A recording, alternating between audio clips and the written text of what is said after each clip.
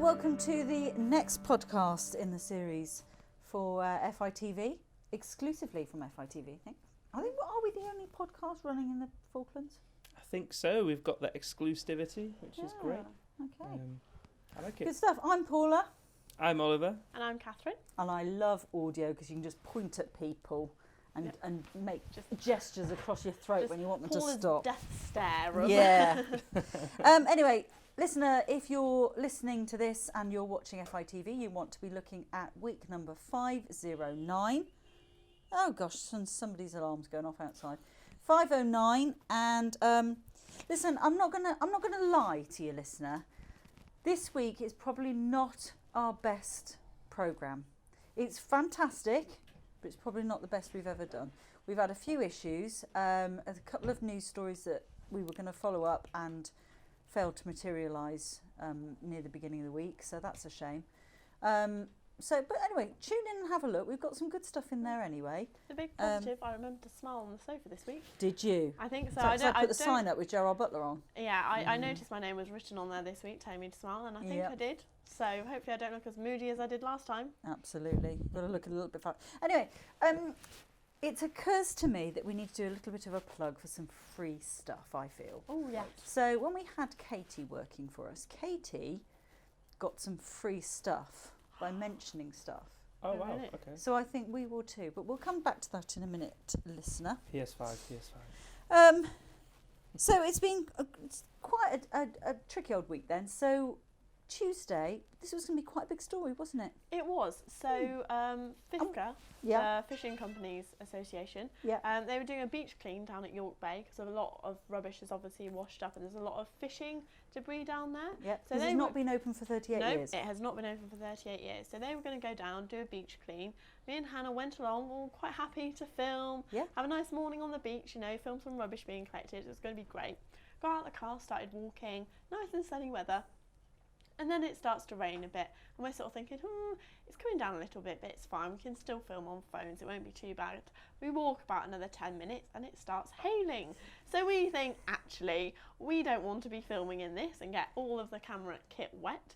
So we turned around, start walking back up the beach, and it's windy, it's hailing, it's just miserable. It was manic. It was horrible. And then as we were getting closer and closer to the car, the rain starts to get a bit lighter. We're thinking, this is annoying, but we're sopping wet now. And then we saw a man who was stuck, so they were allowed to have their quad bike there to get the rubbish on and off. They had special permission for that. And his quad bike got stuck, so he tried to get the quad bike moving, managed to get some lovely shots of the rubbish on the quad bike. Yes, I believe they were the only shots you did get. The only shots we did get was of the beached quad bike. Didn't manage to get him moving, so we carried on our way. Got back in the car, got back to the office, nice sunny outside, and we walked in like a pair of drowned rats. I know. Which was quite, we didn't take any pictures of it, but I think it would have been quite funny. So went and dried off, and then I got home, I was drying off, I put my coat on the radiator thinking it's fine, I won't need this, it's sunny now. Just before I left the house, it absolutely started bucketing it down again.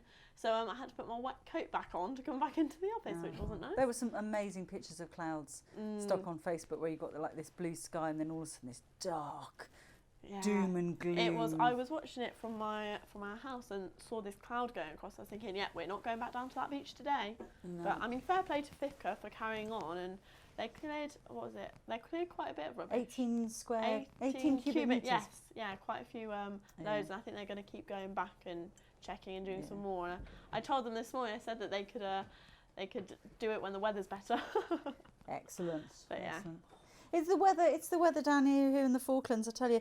If you're listening to this, listener, and you are one of our prospective candidates for the job that we've got on offer at the moment, it's one of the things you have to bear in mind is that the weather can be changeable, really, can't it? It can be. It's surprising because it was bucketing it down, then sunny, and then it was just rain so bad you couldn't even see on the road, and then all of a sudden really nice again. Beautiful. And it could snow at any minute. That's the other thing. I recommend bringing 2 waterproof jackets so you can have one to switch between. When one's sopping wet, you can shove the other one on, and you can go back out in the rain. I've oversight there. You've been away, haven't you?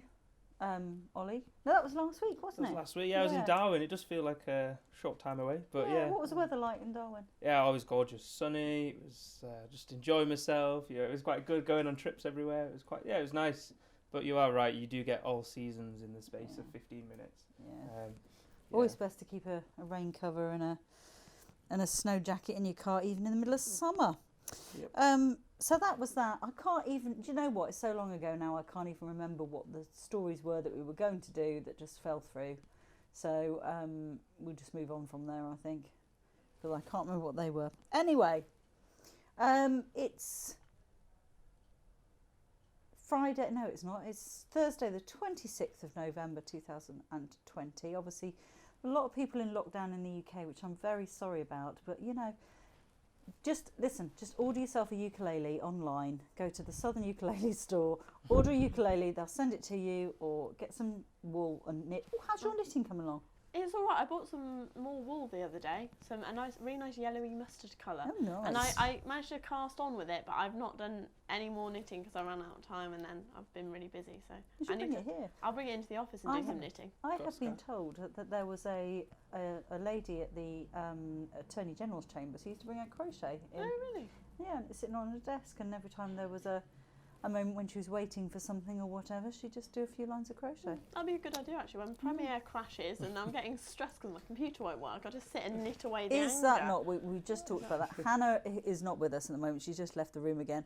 But she was working on something and she's getting very, very stressed, she said. So we need some de-stressing. I bought a kalimba in once. She thought that was lovely. Oh, what? A kalimba? Yeah, it's a finger piano. Oh, I've never heard of that. It's an African instrument. It's very, very We nice. just get a musical corner and just put a load of musical instruments, and when we get stressed, you'll just hear a load of noise coming from the corner. We are morphing into Pixar or Google every 5 minutes, really, aren't we? I am still on the lookout for a didgeridoo. Oh, so really? I still want that didgeridoo. Oh, I still want it. I still haven't got the drain. I was going to say you can make a drain pipe thing, but I still haven't got the ukulele yet. I need to get one. No, you need to get the ukulele. Didgeridoo. Get it ordered and I'll bring it back with me. You didgeridoo. Yeah. Or didgeridoo. Just go to a home builder and buy some blinking tube. Yeah, but I want it right. I want it, with patterns on it. The proper work. Paint it. A good idea. Look, you put up the hurdles and we just push them down. No, brilliant. Because, but my thing would be darts. I've got some new darts now as well. Oh, you've now got darts. Yeah, excellent. so I'm almost there. Listener, just to keep you up to date with what's going on. So, Oliver got himself a dartboard. Yep. That was his first thing. Yep. And then it was months and months and months until you actually got yourself some proper darts, which was good. Which they're quite weighty. They're all right. They're not bad. So I've been practicing at a public house. Just been practicing on the darts. The dartboard is not up just yet, but we're still going to be. Because it's got to be a certain height on the floor, hasn't it? On something like that, for a certain height and stuff. Do you know what height it's got to be? Not just yet, but there's only a search engine away. Okay. A search away, but yeah, that's the next phase to actually get the dartboard up. Yeah. And then that should be all good. Yeah. So turning back to you, listener, if you are one of our prospective candidates for the job here at FITV, Ollie said something very poignant the other day, and you were saying that you listened to our podcast when you were applying. Yeah, so I was applying, and then I was like, how do I join that fantastic dynamic crew? Exactly. That's what he was thinking. I want to be there. No, yeah, I loved it, and then I was listening. I was like, and it was during the application time, and I was like, how can I model my CV? Because you can model your CV in so many different ways based on the different roles and different jobs. And then on one particular podcast, you were mentioning, I think you had quite a few applications during that time. Yeah, I was probably tearing my hair out. The number of people who were quoting Oprah Winfrey, and that's what it was. But in that one, and then you forwarded it to a link to your personal blog. Yes. Follow me on Twitter at Rita_Seagull. Yeah. But from that's where I learned the top tips that you were looking for, and also I learned that rather than doing it 2 pages, where some people like 2 pages, yourself liked it as 1 page. And the key one was to put my driving licence on there, which because I know absolutely it's in the essential credit. Listen, top tip, listener, if you're applying for a job, and have a look at the job advert, and if it says these 3 are essential to have, don't think that you can just substitute some, City and Guilds dressmaking for your driving licence. Get them down, because if you don't tell us about them, we won't know. And a few years ago, I had someone, I can't even remember if it was male or female, who it was, actually rang us up from the UK and said, how's my application going? I said, I'm sorry, you haven't made it to the shortlist. And this person said, well, why not? Is there any reason? So I dug out their CV and I said, it's because you haven't got a driving licence. But I have got a driving licence. But it's not on your CV or in your covering letter. So, how do you expect me to know? Stick it on there. Stick it on. But that's why I like listening to this, watching the show, and just trying to get a feel of FITV before you, because it is a big commitment. You are travelling. It sounds good, it looks good, but you are travelling 8,000 miles away. From everything that you know and love.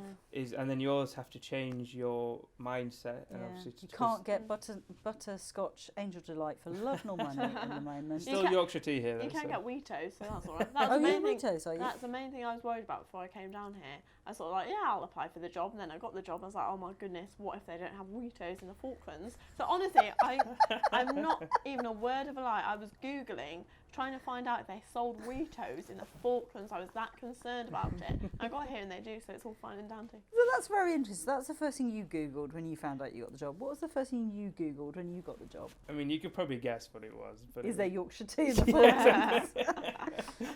Where is the Falklands? No, it was Yorkshire. That was quite interesting, because if I was Yorkshire tea, that was a bit of a breaker there. So as soon as I found out, there's Yorkshire Gold tea, there's Yorkshire Hard Water tea, there's Yorkshire Soft Water. There's Yorkshire Loose tea as well. I've never heard of that. Yeah, ditch the bags. Ditch the bags, people, and get a tea strainer and just have the proper tea as nature intended. The first thing I Googled was what animals can kill you. Oh. Yeah. So that's where I was going. You were on food. And I was like, what's going to kill me? Yeah, no, I remember having a conversation because I used to work in a tea shop in the UK. So I'd go into work, I was talking to my boss. I was like, yeah, but we need to find out if they've got weetos. And I sent them an email the other day and I said, oh, yeah, by the way, they have got weetos here. They replied, like, we're both so happy to hear it. So let's hope Weetos send us some free stuff. Free Weetos. Free Weetos for us. Yorkshire tea, we love you. Yeah. I have to say, we always have Yorkshire at home. Somebody came round, a teacher I had befriended came round to my house once, and she said, I said, would you like a cup of tea? It's the first time she'd been in my house. Would you like a cup of tea? Yes, please. But can I be really funny and use my own tea bag? And I said, oh, yeah. Why is it? A fruit tea or something? She went, no, I'm very fussy about tea. And it's a Yorkshire tea bag, which I then opened my Yorkshire tea caddy. Well, you don't need to worry, because we've got you covered. Yeah, we're quite a big fan of Yorkshire tea at home, and obviously during lockdown, right at the start in the UK, when sort of the shops were selling out, it was getting quite difficult to buy tea. And Mum, when she was doing her shopping orders, she wasn't like stockpiling or anything, but she kept buying more tea every time. When she saw it, she's like, because I can't get it. She sent me a text the other day. She's like, oh yeah, I've got 1,000 tea bags now. I counted them the other day. Then I was like, oh God, please don't count the pasta because my mother was buying toilet roll, because my father had decided that most toilet rolls he'd found somewhere that most toilet rolls were made in Europe, and after Brexit he thought it was going to be difficult or they would go up dramatically in price. So they've got the world's supply of loo roll in their house and shredded wheat. Oh, shredded wheat. So that's where all of they've gone. Is there anything that you'd say that you miss that's easy to get in the UK that we don't get here? Anything that comes to mind? Oh gosh, that's one. I would have said yogurt, but actually I'm not that bothered, because the Easy Yo Greek yogurts, send us Easy Yo yogurts. Easy Yo Greek yogurt is actually really quite nice. So I'm quite happy with that. I miss trees, and I think I've said this in our podcast before. I really miss trees. I miss walking through woods. I miss smelling trees. And I was filming on Weddell Island a few years back, and they've got a couple of copses of trees, and I was sort of filming these turkey vultures, and I could hear this noise, and in your head you're thinking, that's familiar. What is that noise? And it was tree branches rubbing against each other, which I'd not heard in years. I think it is quite weird not seeing trees, but also because I was so ready for autumn when I left, and then I've come down here and it's summer, and I'm still seeing pictures of home of all the trees turning like autumn colours and things like this. I'm like, A, it's summer, and B, where are the trees? So I think that's quite an odd thing. But I'm not sure. I'm not sure what I think is like the hardest thing to find. I'm surprised you didn't say fresh milk. Oh, fresh milk. Oh, no, now. See, light I bulbs was, yeah. I'm still not, I don't know. Butterscotch Angel Delight. I'm still not used to it. Come on. No, I mean, the milk, I've got used to it in my tea and in my cereal, but I haven't risked just drinking it yet. But the other day I was like, I could just really do with just a glass of fresh milk. It's a lot better. I mean, when we first came here 10 years ago, there was only like a couple of makes of UHT milk that were here, and one of them was like in a black carton. It wasn't very inviting at all. I think I can't remember if it was Uruguayan or German or something, but it was in a black carton, and my youngest daughter absolutely loved it. She said it tasted like rice pudding, so it had like a. But the trick is with UHT is to buy the skimmed UHT, because that actually tastes nicer than any of the others. Yeah. But yeah, oh gosh, I've really hardened up to that. That's really sad. Just because I remember when I first arrived, I was like, because I always used to have a glass of milk in the morning. It used to be like a little, I don't know, routine. I used to have it with my weetos. Well, I mean, it was Kyle, so me and Kyle, who used to work here. So I got my glass of milk ready, UHT milk, and then just downed the absolute pint of it. Yeah, and then that was exactly, the listener can't see, but my face was like, wow, okay, I'm not going to do that again. And then I haven't got used to it since, but yeah, that's something that I definitely do miss. You can get fresh milk, obviously, in the Falklands. There are a few cows knocking around, so you can get fresh milk, but it's unpasteurised, and it's delivered to your door in like a whiskey bottle or a vodka bottle or something. I finally convinced Ollie to throw out the wine bottle that was in our fridge that had some fresh milk in, and it wasn't fresh anymore. No. He told me he was trying to make it into months ago.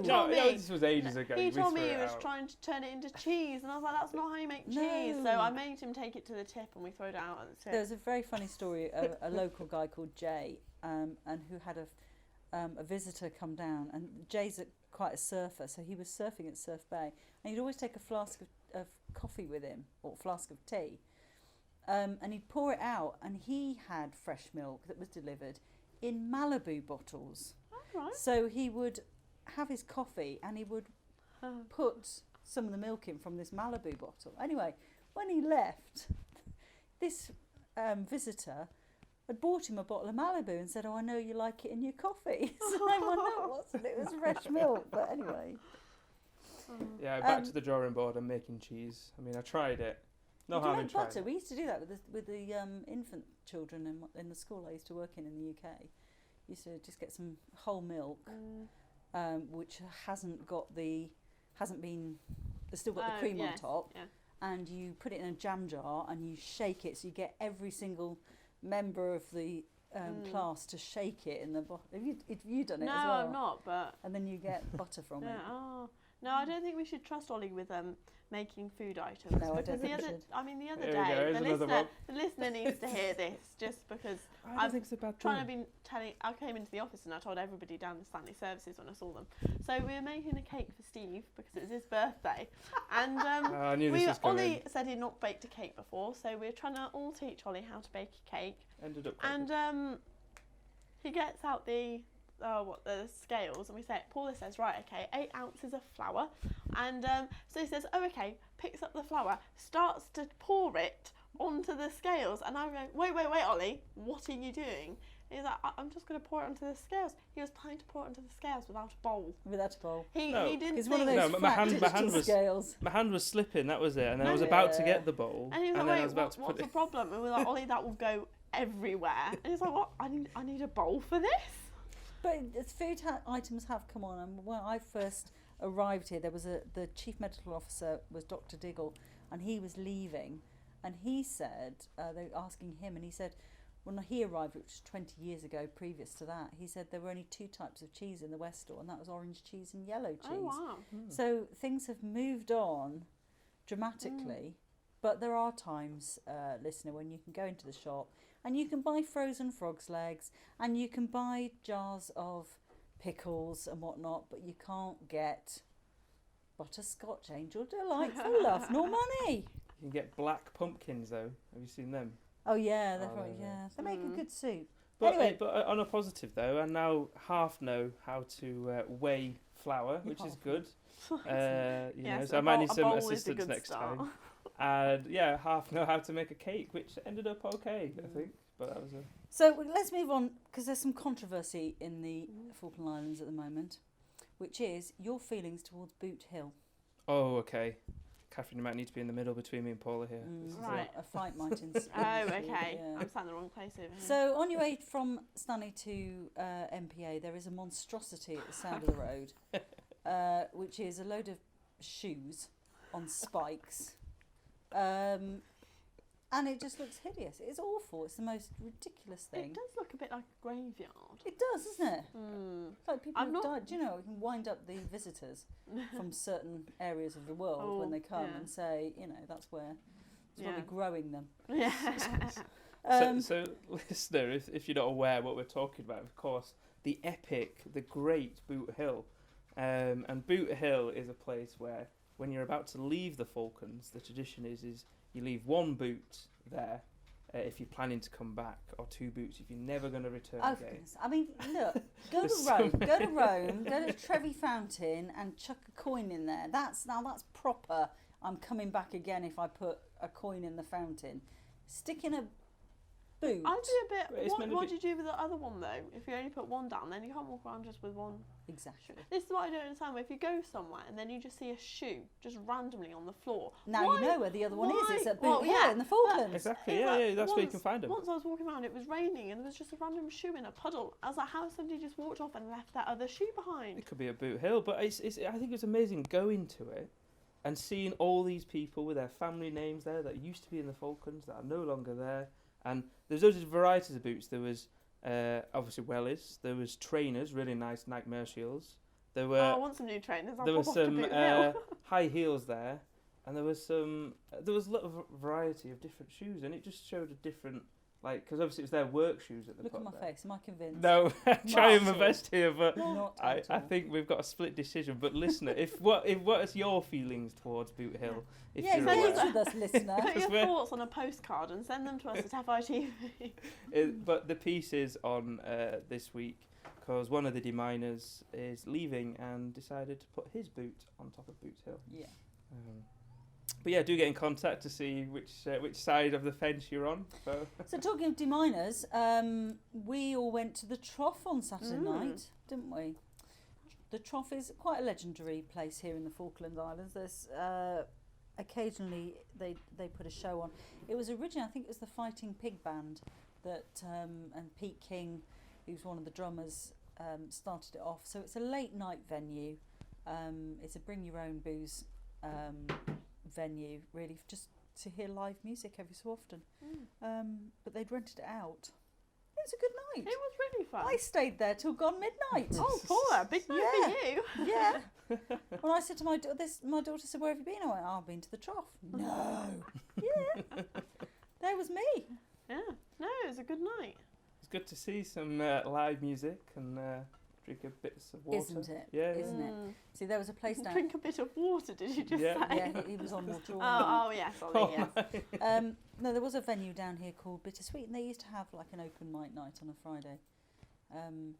It's a shame that there's not another venue that has taken that up. But anyway, so we're almost coming to the end of my list that I've got here for free stuff.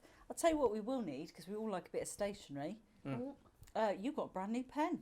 Yes. Oh, it's amazing. But it's not just a pen, is it? It's not just a pen.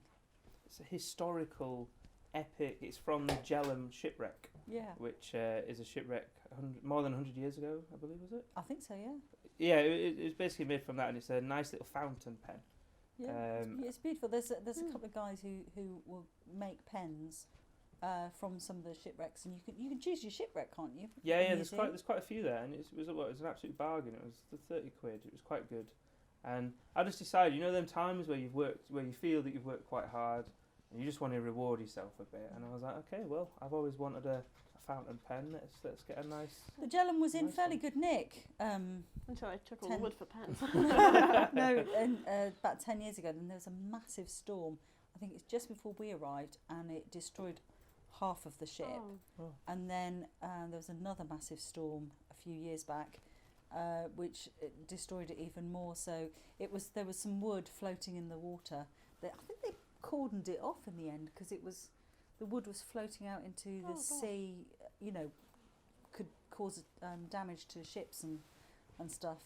But the Jellum, yes, is on Ross Road. You see what's left of it. Yeah, it's basically being reclaimed by the birds now. They sit on it and perch on top. Have you flown the drone round the back of that? Yeah, so as people that may be aware that I think I've got a drone mens, as Paula and Steve said. So I absolutely am in love with this Phantom 4 drone.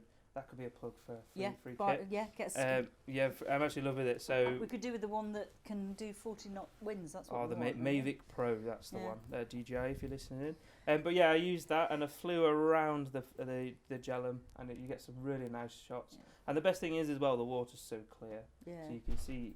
It's like transparent, it's amazing, so you can see through it as well. Yeah. And it was just an amazing little shot. I'd like to wait until the tide goes out and just have a look on the causeway. I follow a lady on Twitter. You know, you were asking me about my favourite Twitter feeds to follow. There's a lady called Lara, I think. I don't know, but she's a mudlark. So on the Thames, she goes looking for treasure along there.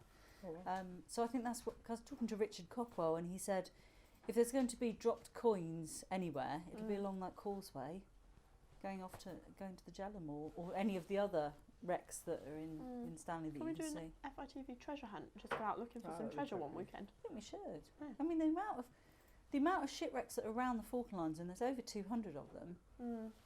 It seems, and I'm not a nautical person, but it seems to me that the ships in olden days would come around Cape Horn, be wrecked by going through the Drake Passage and that, and then sort of get flung onto the Falkland Islands, and that's why we've got quite a lot. There must be stuff. Yeah. There must be stuff around. Because you can walk to the Lady Elizabeth shipwreck. You can. Because it's so shallow. You've touched the butt, haven't you? Yeah, You've touched the butt. So, Come on, Nemo, how was it? No, it was really misty, and I got my wellies on, and I was like, I'm just going to go. Yeah. I'm just going to go for it and see what happens. But not on your own, obviously, because of the quicksand. Yeah, definitely not. No, just went straight for it, and I ended up touching it. But because there was actually surprisingly, there was hardly any quicksand there. But the water was spilling over in my wellies. I was about halfway there. Really? Yeah, and I was soggy and everything. But because of that point, I was determined to get there. So a couple of years ago, it was the lowest tide of the season, or something. I can't remember, it was neap or spring tide, but it was the lowest tide on Christmas Eve. Oh, wow. And there was a local guy who encouraged everyone to turn up there in their Christmas gear. And it was really, really nice because it was just out. But Thomas went at a different time to me. I can't remember whether he went just before or just after me. But the dolphins were coming in as well because they're obviously attracted by people playing in the water. It was a beautiful blue day, absolutely clear water, and it was fantastic. Really nice. Yeah, really good. No, it was good. It was good to see it up close. Because the ship, I don't know, in a few years' time, it'll just be a heap of rust, unfortunately. It's sad. It's sad. We have done a piece on the Lady Elizabeth. Don't ever call her the Lady Liz, otherwise John Smith will kill you. I learned that the hard way. Yeah, Lady Elizabeth. She's not in a very good. She's just gone far too far now, hasn't she, for people for us to actually pour money in to fix her up. But apparently, the next thing that they predict will be that yard arm will just fall. Oh, okay. And that'll be the next thing that will happen before she rots away completely. That's a shame. There should be some treasure around there, I would have thought. Yeah, let's go treasure hunting down by the Lady Elizabeth. Yeah. Didn't you say that somebody was doing gold, sifting for gold somewhere on the Falklands? There was, I mean, I got really excited because gold, and it was like, okay, we can do some sifting. Yeah, like a massive gold rush. But there are a few streams that are around that have like minute specks of gold that people have been panning for. And I did read, my first book I read here was The Geology of the Falkland Islands, because that's how cool I am. Yeah. And the author at the time, Emma Brooke, she said that there was some gold just on the eastern island. I can't remember where it was exactly. Lafonia, isn't it? Lafonia, yeah, just on the south there. Yeah. And the people were panning there, but they didn't manage to find like massive amounts, but they managed to find little traces. You ever panned for gold? I have once in the Lake District, you know, when the little, they have them little, like it was a tourist thing. Yeah, little trough, that's the word. Yeah. Little trough, and then obviously as a kid you get them up and stuff. But I've never done it actually out in the field. No, But, you know, I've only seen it on cartoons. Have you ever done it? No, I've never done it. No. We'll do that. I think we should. We could do that, yeah. We should. Anyway, listener, I think that probably brings us up to about the time for us to leave you. Have a lovely week. We've got, we won't be in the office tomorrow, but we have got a very busy Saturday afternoon. 3 things going on Saturday afternoon, all in the space of 2 hours, which could be quite a tricky thing, but I'm sure we'll manage it. We will manage it. We will manage it. As long as we can get the fire engine pull, the fire people, that will be fine. We'll be fine. And you've got map day that you're going to be very excited about, aren't you? Yeah, that's going to be exciting as well on Sunday. Looking to next week, just very quickly, listener, before you go, we have got, you're going to Pebble Island, Olly? I'm out of here for a week, for a few days. Yeah, so you're going to have a lovely time there.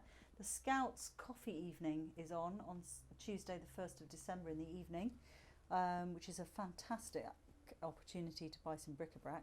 I bought all my cookery books from there. Oh, did you? Somebody was obviously having a massive clear out, getting rid of a load of Jamie Oliver books. I love Jamie Oliver stuff. And so I bought it all, so it's fantastic. And then we do have to have some kind of rehearsal at some stage for the Challenge concert on Friday, because you will be wearing penguin suits. Did I tell you that? Yeah, I think penguin costumes. I've been warned. Yes. Okay, that's fine. Yeah, then. can't wait. Just as long as you know, that's fine. Oh, this is exclusive. I didn't know this bit. Oh, didn't you? Well, you've done it before, so you're all right. That was the first. That was my first day on Will this be the year Poor old anniversary of Olly getting here? The Challenge Poor old concert? Oliver. He turned up the day before. Actually, no, was it on that day? Off the plane and into a penguin costume. It must have been the day before. It's the day before. Yeah, because my birthday, I remember it was on the 3rd, and then I got on the plane. Oh no, I think you it was arrived the 4th, here on the wasn't it? 4th, and on the 5th you were in the office. I said, "This is what we're doing. This is your costume." And there's a picture of me on Facebook, like just my eyes are still tired, jet lagged from. What I'll do is I'll stick some shots of us in the penguin costumes on stage on the YouTube